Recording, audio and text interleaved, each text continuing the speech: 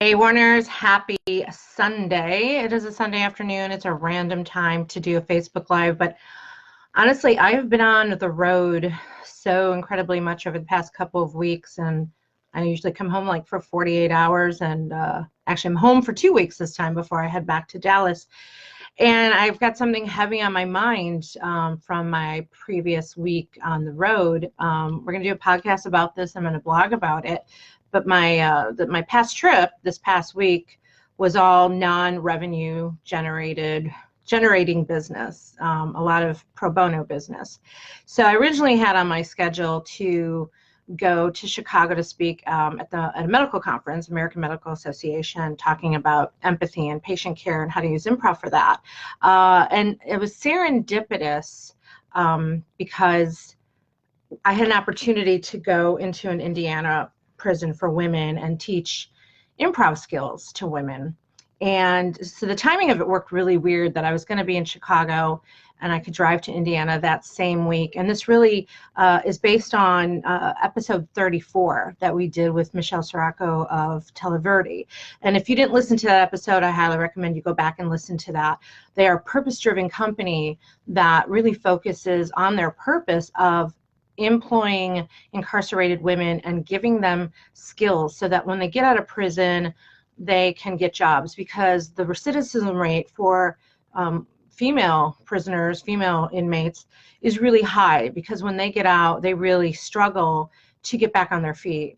They don't necessarily have all the skills like men would, and sometimes in these prisons, men have more opportunities and programs than women do to get educated, to rehabilitate.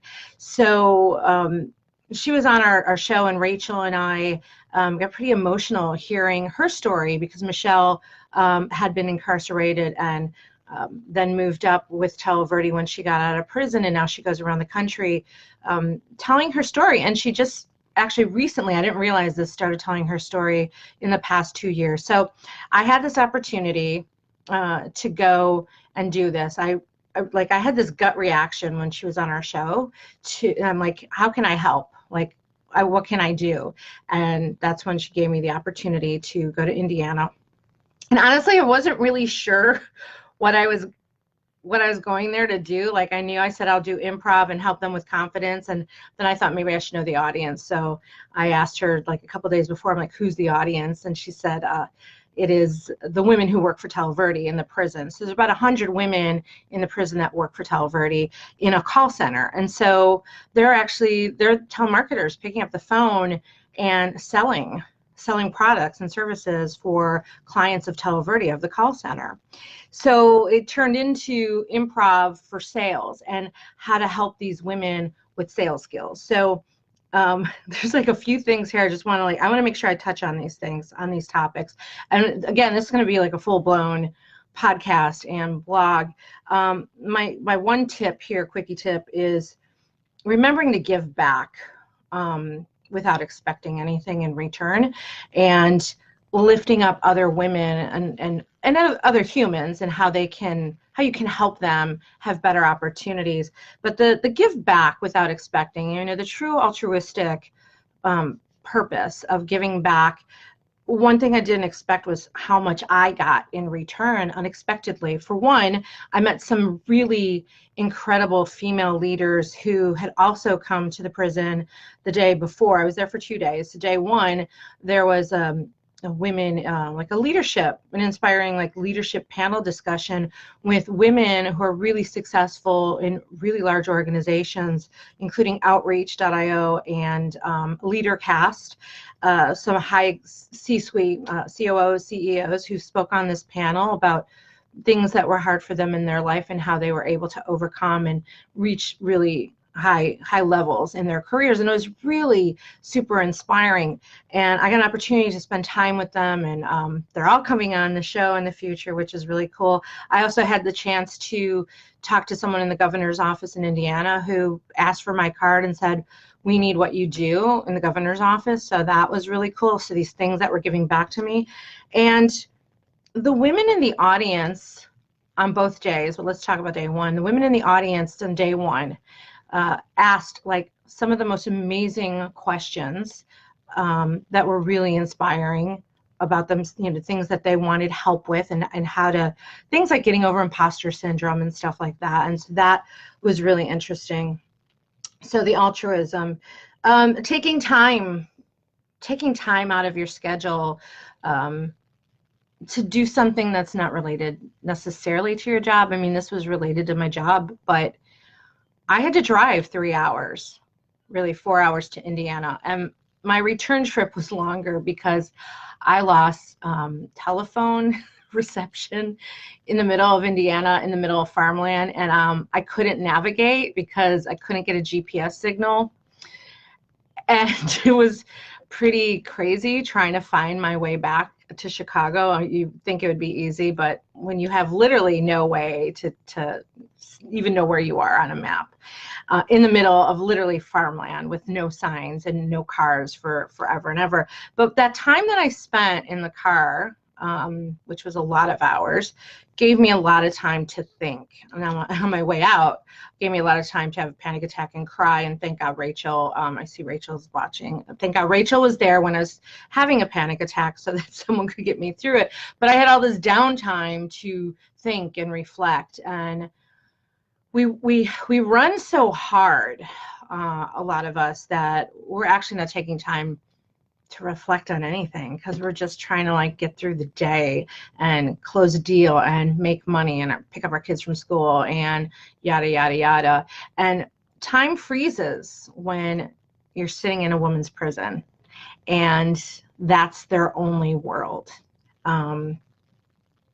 So taking the time for that. My next thing I want to talk about is facing your fears. I was pretty terrified going into a prison. After I had signed up, I was like, what the hell did I just sign up for? Had to go through a background check, had to go through the prison. The warden even said to me, this is not the Orange is New Black, Gina. It had to, every time I walked in, be literally my entire body patted down thoroughly every time. Always having to have your ID on you to show everybody that said, where's your ID? You always had to be showing who you were. And I was pretty fearful going into it. And not just the fear, facing the potential unconscious bias that we have. And that was something that was talked a lot about on day one. The unconscious bias I didn't maybe realize I had or wanted to face walking into a women's prison, right? Think about that for a second. But on day one, I had an opportunity to huddle with a few of them in the call center. So we went on a tour of the call center, and these women hadn't met me yet because they didn't see me speak. And so they were all like, who are you? And I told them, well, I'm back tomorrow to be your trainer. And they're like, oh, we're so excited. And they were genuinely excited, and they knew about me coming the next day. And I was able to spend time with maybe 10 women that day, and just a huddle, getting to know them as like these roundtable sessions. And I was super nervous. I didn't even know what to say. I was still getting over the fact that I was in a prison surrounded by women in prison, freely, openly walking around, right? That's another what you don't know, the bias around that of what you're assuming you're walking into. And what I found and what I discovered in that huddle is these women were dying for information and knowledge, and asking me a million questions about sales and selling, and talking about their fear about being on the phone. And they were so human and like the rest of us, right? And I know that's weird to say so human, but again, we have to think about the unconscious bias that we have on a daily basis that we're not paying attention to. And so it's super gratifying to spend that time with them. And then I left for the day. I think Michelle and I got together for drinks and dinner. And then the next day was my turn to spend the day with 100 women. It's 2 separate sessions, improv for sales. And I've never been so gratified by training as I was in these sessions, because a lot of times, anyone who's a trainer, you go into a situation where you're training and some people just don't want to be there, and they've been forced to be there, and they know it all, and they know so much, and what am I going to teach them? And every one of these women was they were so engaged with everything I was giving them. They were so engaged. They were quick to volunteer to do exercises with me. They got so much out of it. They asked a lot of questions, and they were just so hungry for knowledge. But before I had walked in that day, you have to have an escort on the prison grounds, and one of the supervisors of the call center came to get me to escort me to the call center. And she said, "Oh, you're Gina. I heard so much about you. The women yesterday loved you so much." And I said, "Okay, could you tell me why?" And she said, "Because they felt like you were so real and authentic with them." Think about that. Like, we take those things for granted of like what humans need. And that was like the best gift I could get, was to hear that. I was really not going to get emotional with this. So anyway, so I went back. So I spent those 2 different sessions with them, and I'd ask, like, who are my girls from yesterday, so I could give them shout outs. I always ask people's names during trainings and call their names back. And they actually called that out and said, "I love that you remembered my name." I mean, these are some of the most basic things that as a trainer, like, you're hoping you're going to have an impact on people. And they were just dying to be acknowledged and recognized and treated like normal humans. And it was just incredible to have them soak it up and to do all of the exercises and to be completely engaged, and to have so many of them hug me, like literally come up and hug me or shake my hand or thank me.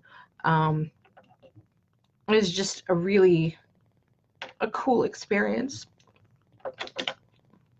Anyway, what I really want you to take away is bigger purpose. What is your bigger purpose? What is your company's bigger purpose? What are you doing to take the time to do something that's going to lift other people up? I didn't understand the importance of rehabilitation for people who commit crimes. And I think I was probably a little prejudiced about it before going into it. And it's so important to give those opportunities of rehabilitation and let people have a second chance and to right a wrong, because we're all human and we're all 5 minutes away from committing our own felony or our own crime, and it's possible.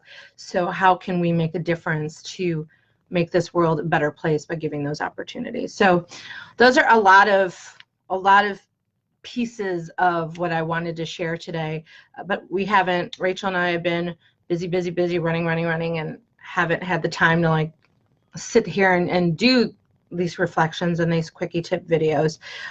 So my apologies for that. I'm back home for 2 weeks so I can be more engaged with our followers.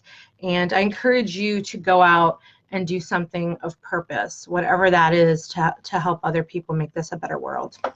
And that's all I got, because I'm late for dinner now. So you guys have a great rest of your Sunday, and be on the lookout for that episode that goes deeper dive into my time in prison. See you guys.